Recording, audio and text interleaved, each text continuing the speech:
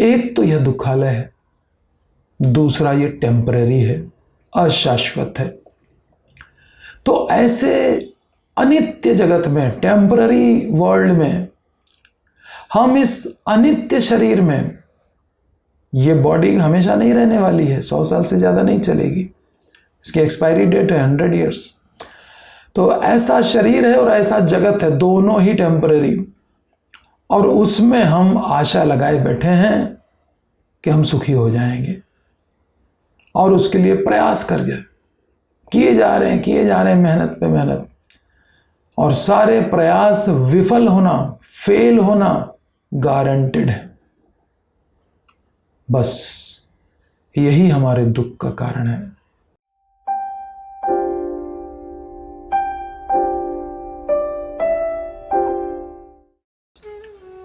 हरे कृष्णा। इस संसार में हमें सुख और दुख का लगातार अनुभव होता ही रहता है, क्योंकि संसार का अर्थ ही है संसरति इति संसारः, जो सरकता रहे, चेंज होता रहे, वही संसार है। तो यहाँ कभी सुख कभी दुख मिलता ही रहता है, लेकिन सामान्य लोग अपने दुखों के लिए दूसरों को ब्लेम करते हैं और अपने सुखों के लिए दूसरों को क्रेडिट देते हैं या अपने आप को क्रेडिट देते हैं। वास्तव में सुख और दुख क्या है, क्यों है, ये दुख क्यों आता है, ये दुख कैसे जाएगा, सुख कैसे मिलेगा, इसको हम श्रीमद् भागवत और भगवत गीता के प्रकाश में जानने का प्रयत्न करते हैं आज। सामान्यतया किसी नवदीक्षित भक्त से पूछा जाता है कि तुम्हारे दुख का कारण क्या है, तो वह कहेगा हमारे कर्म, हमारा प्रारब्ध ही हमारे सुख और दुख का कारण है। जो भक्त नहीं है वो तो किसी पर भी ब्लेम लगा देगा, दुखों के लिए और सुखों के लिए क्रेडिट ले लेगा, लेकिन जो भक्त हैं और नए नए भक्त हैं वो किसी न किसी दूसरे को क्रेडिट और ब्लेम न करके अपने कर्मों को ही दोष देते हैं। परंतु कर्म तो हमारे हैं नहीं। भगवत गीता के अनुसार भगवान कहते हैं कि प्रकृतेः क्रियमाणानि गुणैः कर्माणि सर्वशः अहंकार विमूढ़ात्मा कर्ता अहम इति मन्यते। जो अहंकार विमूढ़ आत्मा है वो अपने को ही कर्ता समझता है, जबकि कर्म कौन कर रहा है? प्रकृति के 3 गुण, यानी गुणों के संग में रह करके जीव कर्म करता है। असत्संग, इसी को कहते हैं असत्संग, प्रकृति के गुणों का संग। और सत्संग माने भगवान, भगवान की भक्ति, भगवान के भक्तों का संग। तो 3 ही तत्व हैं, भगवान, जीव और माया। जब हम अर्थात जीव, जब हम भगवान को भूल जाते हैं तो फिर हम माया पर अधिकार करके और सुखी होने की योजना बनाने लगते हैं, क्योंकि भगवान को तो हम भूल गए, बाकी बचे 2, जीव और माया। तो जीव माया पर प्रभुत्व जताकर और सुखी होने की योजना बनाता है। परंतु भगवत गीता में भगवान कहते हैं कि माया तो मेरी शक्ति है, मम माया दुरत्यया, इसको पार कर पाना बहुत दुष्कर है। इसलिए हम माया पर प्रभुत्व तो जता नहीं पाते, संघर्ष करते रह जाते हैं और दुखी होते रहते हैं। माया हम पर प्रभुत्व जता लेती है। तो जीव 2 प्रकार के होते हैं, एक होते हैं क्षर, दूसरे होते हैं अक्षर। एक जो भगवान के धाम में रहते हैं, जिनका कभी माया में पतन नहीं हुआ, वो अक्षर कहलाते हैं। और दूसरे हमारे जैसे लोग हैं जो भौतिक जगत में रहते हैं, जिन्हें क्षर कहा जाता है। इन दोनों के दुखों का अलग अलग कारण होता है। वैष्णव को दो कारण से दुख होता है। एक तो दूसरे का दुख देख करके वैष्णव दुखी होता है। दूसरा, भगवान के विरह में दुख होता है। दूसरे को दुखी देख करके दुखी होने का उदाहरण है शिव जी का। सबसे बड़ा उदाहरण, वैष्णवा नाम यथा शंभो। वैष्णवों में अग्रगण्य शिव जी। शिव जी ने माता पार्वती की सहमति से समुद्र मंथन से निकले हुए हलाहल विष को अपने कंठ में धारण कर लिया और नीलकंठ कहलाए, परंतु अमृत पर कभी अधिकार नहीं जताया। इतना भयंकर विष निकला समुद्र मंथन से। सबसे पहले विष ही निकला। सब देवता असुर सब भाग खड़े हुए, सब मरने लगे, त्राही त्राही मच गई।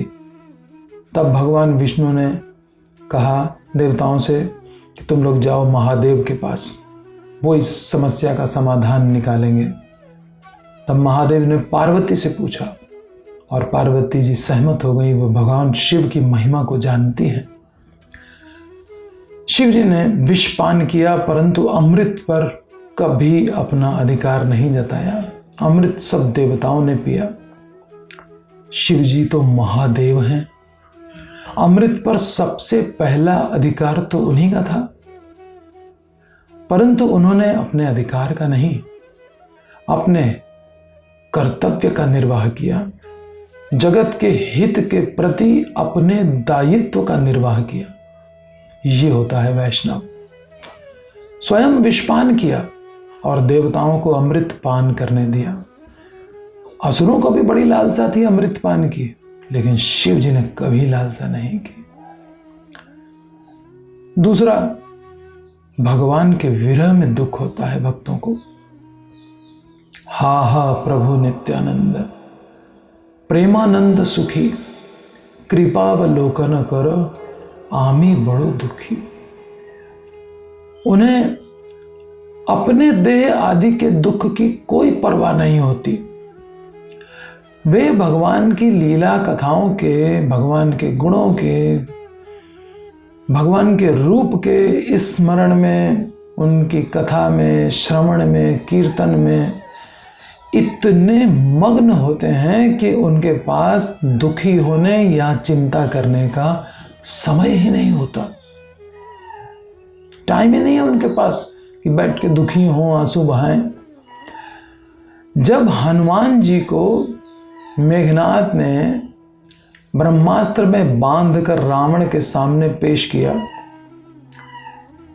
या उनके पास ला रहे थे, और फिर रावण ने उनकी पूंछ में तेल में सना हुआ कपड़ा बांधा और उन्हें बांधकर नगर में घुमाते रहे, तमाशा बना डाला, तब भी हनुमान भगवान राम और उनकी सेना का ही, उनकी सेवा का ही स्मरण करते रहे कि अब यहाँ आक्रमण होगा, कहाँ शस्त्रागार है, कहाँ पर इनका हेड ऑफिस है। इस प्रकार से सारी गलियों को, चौराहों को बड़ी बारीक नज़र से देखते जा रहे थे, क्योंकि अब तो युद्ध होने वाला है ना। उन्होंने जरा सा भी अपमान महसूस नहीं किया, थोड़ी सी भी इंसल्ट फील नहीं की। उनके पास अपमानित होने का टाइम ही नहीं था। तो भक्तों के पास सांसारिक मान, अपमान, लाभ, हानि, जय, पराजय, इन सबको महसूस करने के लिए वक्त ही नहीं होता। उनका दुख तो केवल दूसरों का दुख है। संसार में लोग आपस में लड़ रहे हैं, कलह का युग है, कलयुग का प्रभाव चारों ओर दिखाई दे रहा है। मांसाहार कर रहे हैं, मदिरा पान कर रहे हैं, द्यूत क्रीड़ा में लगे हैं, जुआ खेल रहे हैं, सट्टेबाजी कर रहे हैं, पर स्त्री गमन कर रहे हैं, और उसका परिणाम कितना भयंकर है ये भक्त को पता होता है। वो जानता है कि अब ये नरक लोक में जाकर कितना कष्ट भोगने जा रहा है। इससे वो दुखी होता है, उसके रिजल्ट को जानने के कारण दुखी होता है, उनके लिए दुखी होता है और उनको भगवान का नाम जपने, उनकी कथा सुनने की प्रेरणा देता है। तो जो लोग इस संसार में माया के 3 गुणों में फंसे रहते हैं, उनके दुखों के अनेक कारण हो सकते हैं। पहली बात, हम इस संसार में रह रहे हैं और ये संसार कैसा है? इस संसार की तुलना दावानल से की गई है। दावानल का मतलब जंगल में लगी हुई आग। जंगल में कोई आग लगाने नहीं जाता। स्वतः ही गर्मी के दिनों में सूखे पेड़ जब तेज आंधी आती है आपस में रगड़ते हैं, उनकी रगड़ से चिंगारी उत्पन्न होती है, फिर सूखे पत्ते आग पकड़ लेते हैं और फिर वृक्ष भी आग पकड़ लेते हैं। इस प्रकार से जंगलों में आग लग जाया करती है। तो हवा के कारण घर्षण होता है और अग्नि होती है। हवा को वात भी कहते हैं, वात माने हवा। तो जंगल में आग लगती है वात के कारण और संसार में, परिवारों में, समाज में आग लगती है बात के कारण। आजकल तो सब जगह बातें चलती हैं ना, ट्विटर पे, सोशल मीडिया पे, कोई कुछ कह देता है, बस दावानल भड़क उठता है। इसलिए रूप गोस्वामी जैसे परम भक्त हमें सबसे पहला उपदेश यही देते हैं कि अपनी वाणी पर कंट्रोल करो। वाचो वेगम, वाचो वेगम, वाणी के वेग को सहन करने का सबसे पहला उपदेश देते। खास तौर पर जब गुस्सा आए उस समय तो कुछ भी बोलना नहीं चाहिए। 2-4 घंटे के लिए तो बिल्कुल चुप हो जाना चाहिए। आंधी आवे बैठ गांव आवे। जब क्रोध की आंधी आए तो कुछ देर के बाद ही अपनी प्रतिक्रिया करनी चाहिए, कुछ घंटों के बाद या कुछ दिनों के बाद। शुभ काम में देरी नहीं करनी चाहिए। ये क्रोध करना कोई शुभ काम नहीं है, ये अशुभ काम है। तो इसको टालना चाहिए जितना हो सके। भगवान श्री कृष्ण ने इस जगत को दुखालय कहा है। कृष्ण भी इस संसार को दुखालय कह रहे हैं। कृष्ण वो जिन्होंने सृष्टि को बनाया। तो जब कोई कंपनी प्रोडक्ट बनाती है तो उस प्रोडक्ट के बारे में सबसे ज्यादा वो कंपनी ही जानती है। तो भगवान ने जगत बनाया तो भगवान से ज्यादा अच्छा इस जगत को कोई नहीं जानता। भगवान कह रहे हैं कि ये दुखालय है। मामुपेत्य पुनर्जन्म दुखालयम अशाश्वतम नाप्नुवन्ति महात्मानः संसिद्धिम परमाम गताः। एक तो यह दुखालय है, दूसरा ये टेम्परेरी है, अशाश्वत है। तो ऐसे अनित्य जगत में, टेम्पररी वर्ल्ड में, हम इस अनित्य शरीर में, ये बॉडी हमेशा नहीं रहने वाली है, 100 साल से ज्यादा नहीं चलेगी। इसकी एक्सपायरी डेट है 100 ईयर्स। तो ऐसा शरीर है और ऐसा जगत है, दोनों ही टेम्पररी।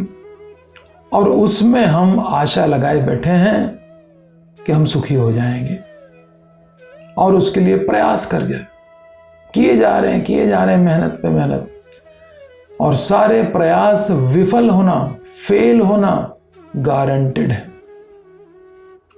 बस यही हमारे दुख का कारण है। हम सुखी होने के प्रयास करते हैं, वो भी इस दुखालय में, इस टेम्पररी बॉडी में, और वो प्रयास कभी सफल नहीं होते और हम दुखी होते रहते हैं।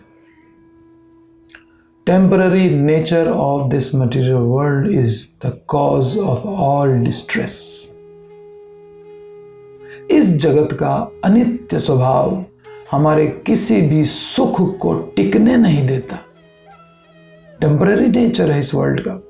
हम इस तथाकथित सुख को स्थायी बनाने के चक्कर में पड़कर संघर्ष कर करके दुखी होते रहते हैं। इस जगत को कहा है रिलेटिव वर्ल्ड, सापेक्ष जगत। यहाँ सुख दुख कुछ है नहीं, लेकिन दूसरे की तुलना में हम अपने को सुखी महसूस करते हैं या दुखी महसूस करते हैं। जैसे 3 बच्चे कमरे में बैठे हैं, एक बच्चे को मिठाई दे दो, बाकी 2 को ना दो, तो बाकी दोनों दुखी हो जाएंगे, रोने लगेंगे, हमको भी दो, या उससे लड़ने लगेंगे जिसको मिल गई मिठाई। किसी को ना दो तो सुखी हैं, खेल रहे हैं आपस में। परंतु रिलेटिव वर्ल्ड इसी को कहते हैं। ऐसे ही बड़े लोग झगड़ते हैं। तो हमारे आचार्यगण कहते हैं, आशा पाश शत शत क्लेश देय अविरत,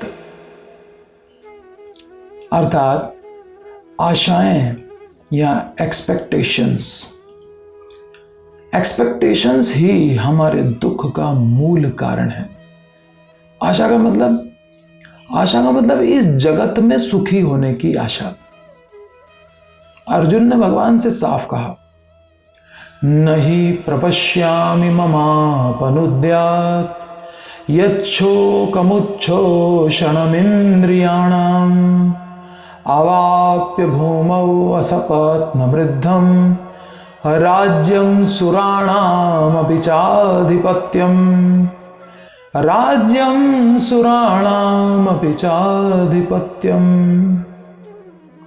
यदि मुझे स्वर्ग का निष्कंटक राज्य भी मिल जाए तो भी मेरी इंद्रियों को सुखाने वाले इस शोक को दूर नहीं कर पाएगा।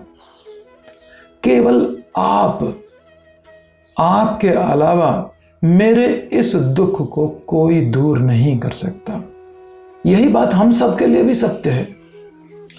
इस जगत के किसी भी स्थान पर हमारी कितनी भी भौतिक उन्नति, अर्जुन कह रहा है स्वर्ग का निष्कंटक राज्य मिल जाए, राजा बन जाऊं, इंद्र की पोस्ट मिल जाए, ये मुझे सुखी नहीं बना पाएगी। हमें सुखी होने के लिए स्थान परिवर्तन करने में समय बर्बाद नहीं करना चाहिए। तो अब स्वर्ग जाके भी सुख नहीं मिलेगा, क्या जरूरत है प्लेसेस चेंज करने की। इसलिए ब्रह्मा जैसे महाजन ने कहा है, स्थाने स्थिता श्रुतिगताम तनुवाक मनोभि ये प्रायशो अजित जितोप्यसित स्त्रीलोक्याम। स्थान परिवर्तन की जरूरत नहीं है, जहां हो वहीं रहो। मन वचन और कर्म से भगवान श्री कृष्ण की कथा का श्रवण कीर्तन स्मरण करो।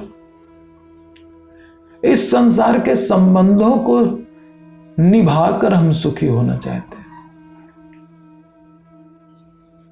तो संबंधों की भी हकीकत जान लीजिए।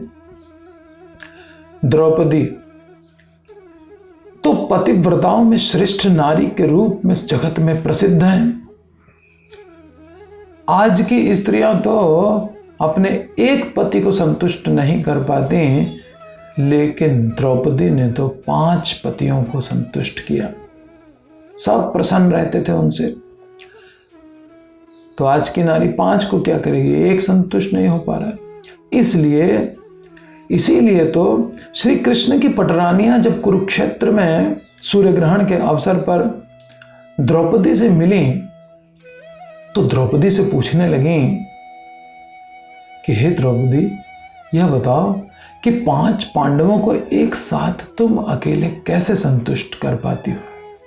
हम तो 16,108 हैं और सब मिल करके भी पूरी तरह से कृष्ण की सेवा नहीं कर पाते हैं। तो ऐसी पतिव्रता नारी जो अपने संबंधों को निभाने में इतनी पटु है कि रुक्मणी, सत्यभामा, जामवंती जैसी महान स्त्रियां, लक्ष्मियां, वो उनसे शिक्षा ले रही हैं। वो इतना अच्छा संबंध निभाने वाली स्त्री भी द्यूत क्रीड़ा भवन में सबके सामने असहाय हो गई। सब उपस्थित थे वहां, उसके पति भी थे, पितामह भी थे, भीष्म भी थे और ससुर जी भी थे। कोई संबंध काम नहीं आया, तो अन्यों का क्या कहा जाए। इसलिए संबंधों को निभा करके हम सुखी हो जाएंगे, ये आशा भी छोड़ देनी चाहिए। केवल हरि, गुरु और वैष्णव ही हमारे काम आएंगे। इसलिए उनसे संबंध में मधुरता को बढ़ाने का भरसक प्रयत्न करते रहना चाहिए। अपने मित्रों से, परिवार और समाज से बुरे वक्त में काम आने की आशा रखना, यह भी हमारे दुख का कारण बनता है।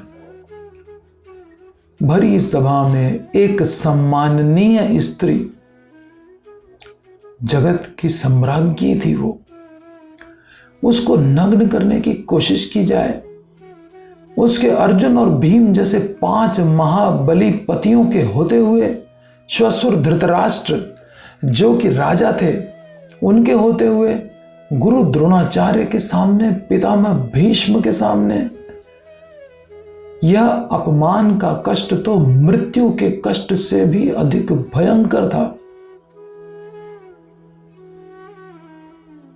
कोई संबंध काम नहीं आया।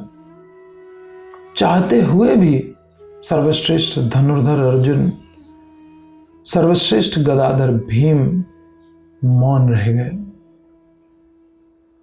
मूक दर्शक बन करके रह गए। सब अपने अपने वचन से बंधे हुए बैठे रह गए।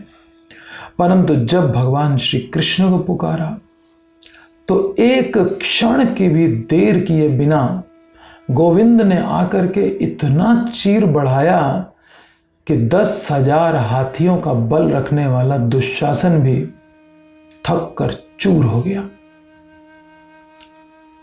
द्रौपदी के उदाहरण के बाद तो हमें अपने संबंधों से दुख में सहायता करने की आशा ही छोड़ देनी चाहिए और श्री कृष्ण अवश्य रक्षा करेंगे, ऐसा दृढ़ विश्वास कर लेना चाहिए। केवल श्री कृष्ण ही हमारे सुहृद हैं, इस बात पर फुल कॉन्फिडेंस होना चाहिए, वरना हमारे दुख का कभी अंत नहीं होगा। गीता में भगवान स्वयं कह रहे हैं, मैं सब जीवों का मित्र हूं। ऐसा नहीं कि उनको याद नहीं है, बल्कि हम भूल गए हैं।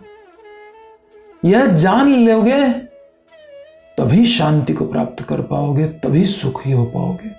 ये भगवान कह रहे हैं, सुहृदम सर्वभूतानाम ज्ञात्वा माम शांति पृच्छति, कि मैं तुम्हारा सुहृद हूं, ये जान लोगे तभी शांति प्राप्त करोगे। वास्तव में देखा जाए तो निराशा ही सुख है। निराशा का मतलब इस संसार से या संसार में सुखी होने की आशा से मुक्त होना, इस आशा को छोड़ देना और केवल हरि, गुरु और वैष्णवों के संग में ही सुखी हो पाऊंगा, ऐसी आशा रखना। तो निराशा ही, जगत के प्रति निराशा ही सुख है। जब हम सत्संग छोड़कर असत्संग में सुखी होने की योजना बनाते हैं तो हम कर्म बंधन में फंस जाते हैं। कारणम गुण संगो अस्य सद असद योनि जन्मसु। सद और असद योनियों में जन्म, कुत्ता, बिल्ली, सुअर, गधा, मनुष्य, देवता, इन सब जन्मों का कारण, इन शरीरों का कारण क्या है? गुणों का संग। भगवान को भूले तो प्रकृति का संग करेंगे, गुणों के संग में पड़ करके 84 लाख प्रकार के शरीरों में दुख भोगेंगे। तो सत्संग छोड़ करके जब हम असत्संग में सुखी होने की योजना बनाते हैं तभी हम कर्म बंधन में फंस जाते हैं। सत्संग छाड़ी कहनु असत्य विलास, ते कारणे लागिला कर्म बंध फांस। वास्तव में इस जगत में विपदाएं दुखदाई नहीं है, केवल भगवान को भूलना ही एकमात्र दुख है। इसलिए इसीलिए पांडवों की माता कुंती ने श्री कृष्ण की स्तुति करते हुए उनसे दुख मांगा।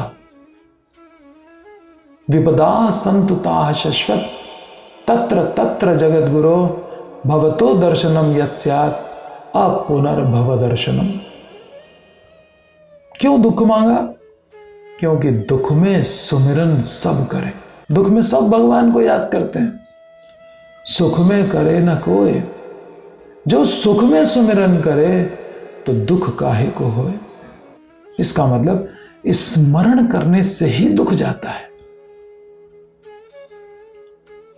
और ऐसा सुख जो भगवान को भुलवा दे, उसके लिए कहा है सुख के माथे शिल पड़े, जो नाम हृदय से जाए, बलिहारी व दुख की जो पल पल नाम जपाए। ऐसे सुख के माथे पर तो मैं पत्थर मार दूं जो हमारे हरिनाम को भुला दे। और वो दुख बहुत अच्छा है जो हरि का स्मरण तो कराता है। इसका मतलब भगवान को याद न करना ही हमारे दुख का कारण है। यही एक दुख है और कोई दुख नहीं है। भगवान को भूलते ही हम माया के चक्कर में पड़कर दुख पाने लगते हैं। कृष्ण भूलिया जीव भोग वांछा करे।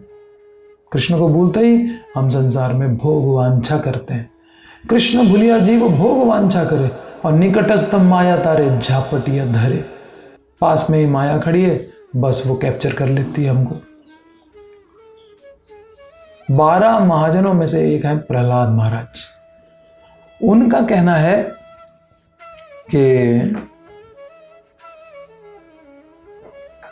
इस जगत में उन्होंने 2 प्रकार का अनुभव किया।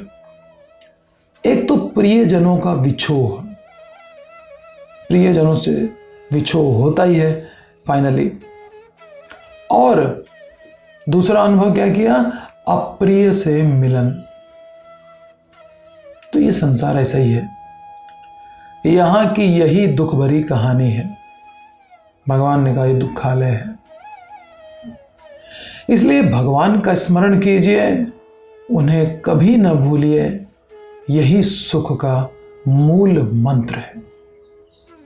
हरे कृष्ण कृष्ण कृष्ण हरे हरे, हरे राम राम राम हरे हरे। जय श्रीला प्रभुपाद। हरे कृष्णा कृष्ण कृष्णा हरे हरे, हरे राम राम राम